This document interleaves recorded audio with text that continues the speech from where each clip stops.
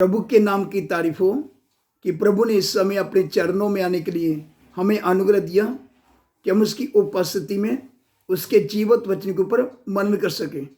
तो आइए परमेश्वर के वचन में से पढ़ेंगे रोमन चैप्टर 8 वर्स 1, रोमी 8 का पहला वचन। अब जो मसीह यीशु में है उन पर दंड की आज्ञा नहीं। प्रभु यीशु मसीह अपने वचन में है। अगर हम वचन में हैं, वचन से दाएं बाएं नहीं हैं, तो हम प्रभु यीशु मसीह में हैं। फिर हम परमेश्वर की उस क्रोध से,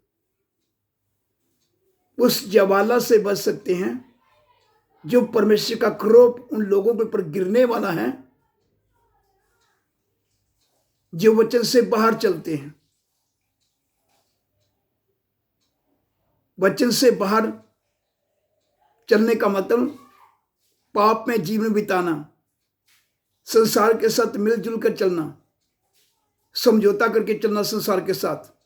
मगर परमेश्वर का वचन, अब जो मसीह यीशु में है उन पर दंड की आज्ञा नहीं है। तो प्रभु यीशु मसीह तो अपने वचन में है। अगर हम वचन में होंगे तो हम परमेश्वर के क्रोध से बच सकते हैं। विश्वासी हो, सेवक हो, जिसके कान हो वह सुन ले परमेश्वर का आत्मा हम सब से क्या बात कर रहा है। इसलिए गंभीर हो जाएं, वचन से दाएं बाएं ना जाएं। अगर वचन से दाएं बाएं जाएंगे तो प्रभु हमें छोड़ने वाला नहीं है। हमारा छुटकारा, हमारा बचाव प्रभु यीशु मसीह में है। तो प्रभु यीशु मसीह अपने वचन में है। अगर हम वचन में हैं तो फिर हम परमेश्वर के क्रोध से बच सकते हैं। इसलिए परमेश्वर का वचन बताता है, आदि में वचन था, वचन परमेश्वर के साथ था, वचन परमेश्वर था। परमेश्वर का वचन अपने समय में देहधारी हुआ तो उसको यीशु नाम दिया गया।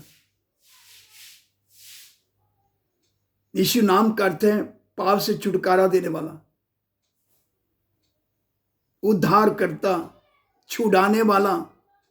जब मैं बनकर संसार में आया है तो इसलिए परमेश्वर का वचन बताता है, अब जो मसीह यीशु में है उनके ऊपर दंड की आज्ञा नहीं है। जिन्होंने अपने पापों से मन फिरा लिया, पानी में उतरकर बपतिस्मा ले लिया,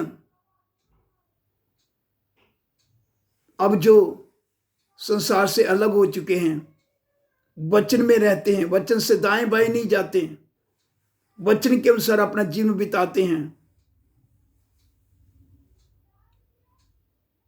उनके ऊपर परमेश्वर का क्रोध नहीं है। क्योंकि परमेश्वर का वचन बताता है, अब जो मसीह यीशु में है उनके ऊपर दंड की आज्ञा नहीं है। तो आइए इन वचन के ऊपर मनन करें और परमेश्वर का धन्यवाद करें। आमीन।